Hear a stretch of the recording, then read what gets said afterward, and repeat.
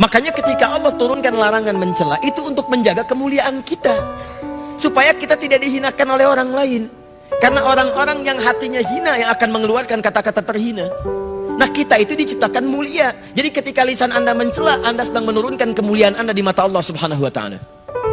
Catat itu baik-baik.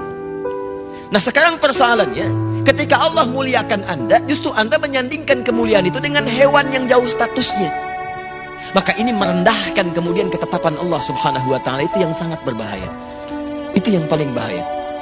Yang layak kemudian diturunkan statusnya bahkan lebih daripada hewan, itu hanya orang-orang yang tidak mau mendekat kepada Allah Subhanahu wa taala. Allah hanya membuat perumpamaan menyandingkan manusia sama dengan hewan, bahkan di bawah hewan ketika semua fungsi tubuhnya tidak mau menerima hidayah Allah Subhanahu wa taala.